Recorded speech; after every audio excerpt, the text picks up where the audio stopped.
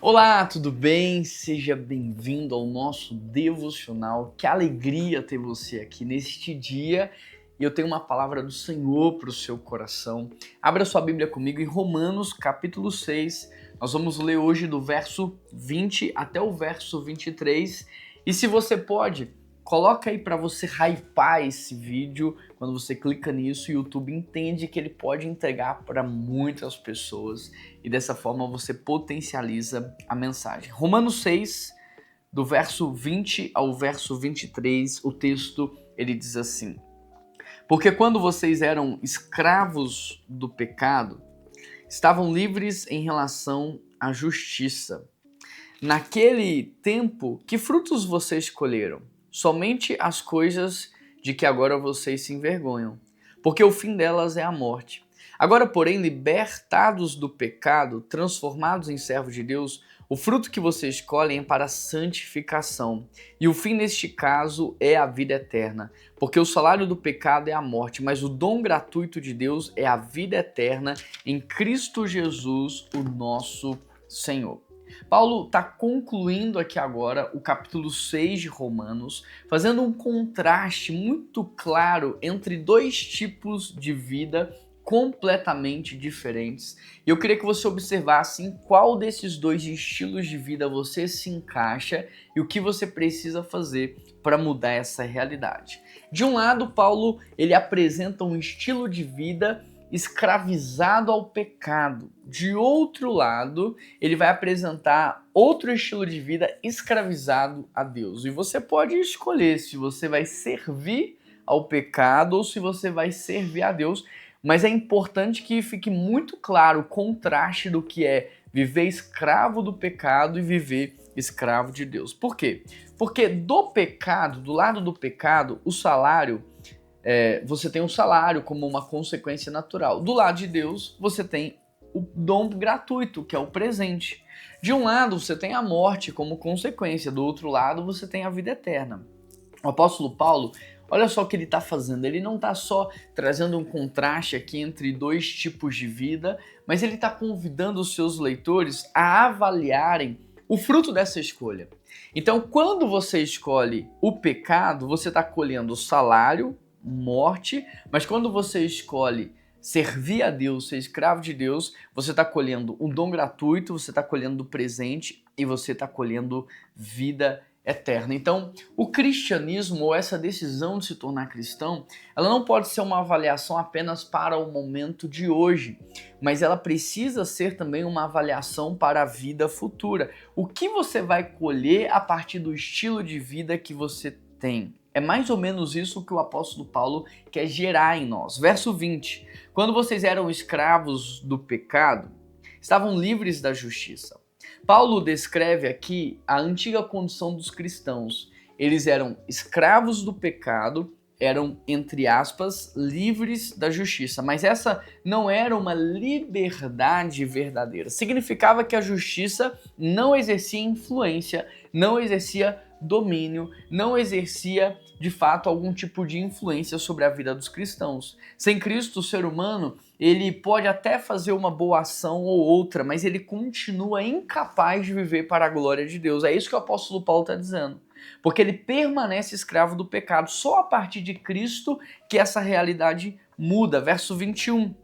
Que fruto colherão, então, das coisas das quais agora vocês se envergonham? Paulo faz uma pergunta aqui que nos convida à reflexão. Que fruto vocês colherão a partir da vida que vocês estão vivendo? Que fruto colherão das coisas dos quais vocês se envergonham? O pecado, ele produziu sim muita coisa na vida da humanidade. Sabe o que ele produziu? Olha só, ele prometeu prazer, mas ele entregou culpa. E quantas vezes o pecado não te promete prazer e você termina culpado? Quantas e quantas vezes o pecado não te promete prazer, mas o prazer é rápido, é momentâneo, é passageiro e depois vem um peso de culpa. O pecado promete liberdade, mas ele te escraviza. Ah, você é livre para beber, mas depois se torna escravo da bebida. Ah, você é livre para poder consumir ou usar substâncias ilícitas, mas você se torna escravo daquilo. Ah, você é livre para acessar pornografia, mas você se torna escravo daquilo. Ah, você é livre para jogar jogos de apostas, mas depois você se torna escravo. Então ele promete liberdade, mas ele entrega escravidão. O pecado promete felicidade, mas ele entrega morte.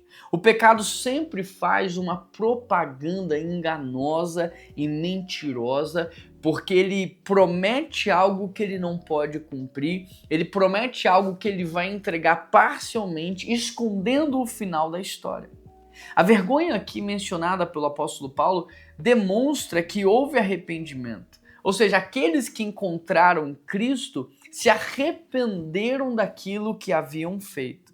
Antes de ceder à tentação, você deve então se perguntar: que fruto isso vai produzir daqui a um ano na minha vida? Antes de acessar a pornografia, você deve se perguntar: que frutos isso aqui vai produzir a longo prazo na minha vida?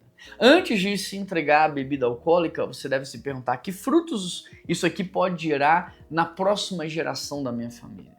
Antes de você tomar a decisão do adultério, você precisa se perguntar qual que é o impacto disso na vida dos meus filhos, do meu casamento, na minha vida daqui 5, 10 anos. Sabe, você não pode tomar uma decisão pautada só no agora e no presente, mas olhando para o futuro e observando as consequências que isso vai gerar na sua vida. Verso 22, o texto ele diz assim: agora, porém, libertados do pecado, transformados em servo de Deus, o fruto que você escolhe é para a santificação, e o fim neste caso é a vida eterna.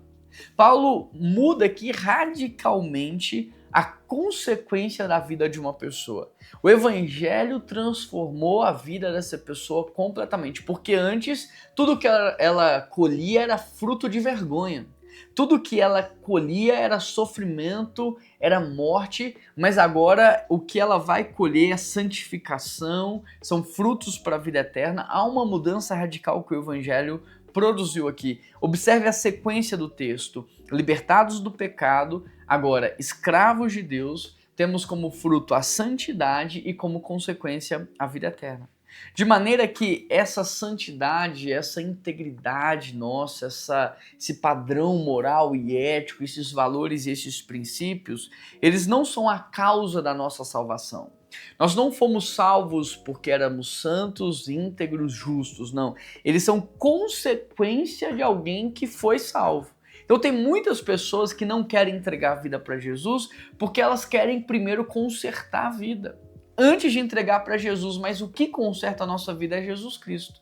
É como aquela dona de casa que vai chamar uma diarista e arruma a casa para a diarista chegar. É isso que a gente está fazendo, quando na verdade o papel da diarista é exatamente arrumar a casa. Então você não precisa tentar arrumar a sua vida antes de Cristo entrar, porque é a obra de Cristo, é a obra do Espírito Santo, é a obra do Evangelho que vai de fato ajeitar, ajustar, consertar, restaurar a sua vida, te dando então uma integridade, uma santidade, um caminhar de maneira justo, piedoso. Verso 23. Pois o salário do pecado é a morte, mas o dom gratuito de Deus é a vida eterna em Cristo Jesus, nosso Senhor.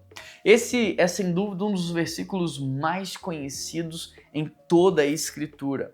E Paulo usa aqui duas palavras importantes: salário e dom gratuito. Salário é aquilo que alguém recebe porque mereceu. É aquilo que alguém recebe porque trabalhou. E o pecado, ele entrega exatamente o que a Bíblia diz. Ele entrega morte. O seu pagamento é morte. O salário do pecado é a morte. É o que a Bíblia diz. Morte física, morte emocional, morte espiritual, separação de Deus. Bom, de um lado você tem o fruto do seu merecimento, do outro você tem um presente, algo que você não merece, então você tem um dom gratuito. Presente não é conquistado por mérito, é recebido pela graça. Olha que interessante, então, mais uma vez esse texto por essa perspectiva das duas palavras. O salário do pecado é a morte, mas o dom gratuito de Deus é a vida eterna em nosso Senhor Jesus Cristo. 4 aplicações práticas aqui para a sua vida. Primeiro, sempre avalie o fruto, não apenas o prazer imediato. Então, quando você for tomar uma decisão, não tome pelo prazer imediato, tome pela consequência que aquilo vai gerar na sua vida. Um exemplo muito simplório. Você vai comer alguma coisa, você pode se perguntar: compensa as calorias que eu vou ganhar? Compensa o que eu vou engordar? O trabalho que eu vou ter para emagrecer depois ou para perder isso aqui, essa gordura, o efeito negativo disso aqui, compensa esse prazer imediato? Talvez você vai chegar à conclusão de que não. Quando você for se entregar ou entrar num vício, por exemplo, casa de apostas, as bets, enfim, você precisa se perguntar: compensa? Depois eu vou conseguir sair disso? A vida de quem entrou melhorou ou piorou depois que entrou? Compensa. Você não pode olhar só o prazer de jogar ali, mas as consequências que aquilo vai gerar na sua vida.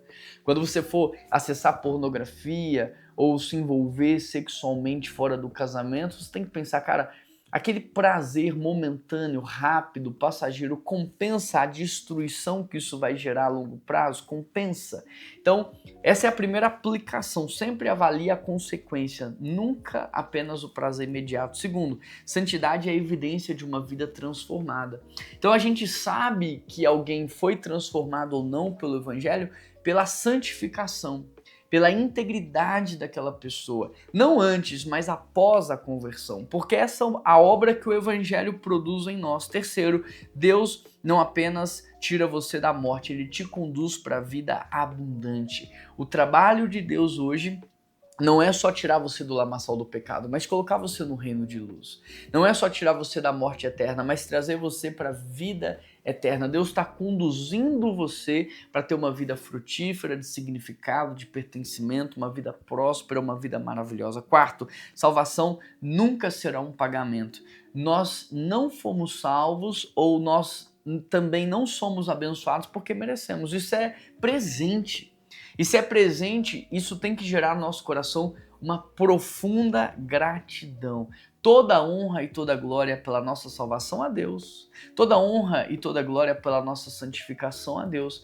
Que Ele seja exaltado, que Ele de fato possa ser glorificado por essa obra tão majestosa que Ele fez na minha, está fazendo na sua e de tantos outros. Então vamos lá, para a gente fechar, que frutos as suas escolhas estão produzindo para o seu futuro?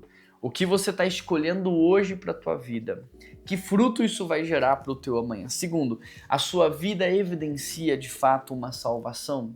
Um encontro genuíno com Cristo? Em outras palavras, a sua vida moral, ética, princípios, valores, integridade e santidade, elas evidenciam que você realmente foi salvo ou elas denunciam que talvez você ainda não teve um encontro com Cristo? Terceiro, você tem vivido como alguém que quer conquistar algo de Deus ou você tem vivido como alguém que já recebeu tudo que você precisa e agora é grato e quer glorificar e exaltar Ele por tamanha obra que Ele fez na sua vida? Vamos orar nesse sentido?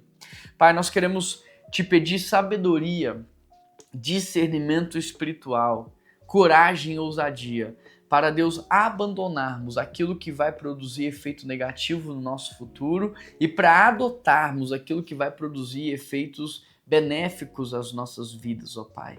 Nos dá sabedoria de olhar não só para o prazer momentâneo, mas para a consequência futura daquilo que nós estamos fazendo e sim, tomar uma decisão, Pai, e sim, Deus, mudar a rota das nossas vidas. Pai, nos ajuda a entender que a obra da salvação, ela é um presente para que a gente possa ser mais humilde, mais grato, para que a gente queira te glorificar ainda mais. Nos ajude a viver, Pai, debaixo dessa gratidão, Senhor. E que, ó Deus, a nossa vida de integridade, santidade seja de fato um testemunho para a sociedade daquilo que o Evangelho produziu e gerou em nós. Essa é a minha oração, em nome de Jesus Cristo que eu oro. Amém, amém e amém. Que Deus te abençoe muito. Se você não se inscreveu, se inscreva hoje mesmo aqui nesse canal. Compartilhe esse devocional com todo mundo que você conhece. Monta uma lista de transmissão aí para você mandar para as pessoas que você ama. Põe nos grupos que você faz parte. Compartilhe a mensagem de Deus, porque você é um missionário da internet. Um grande abraço, que Deus te abençoe e até amanhã.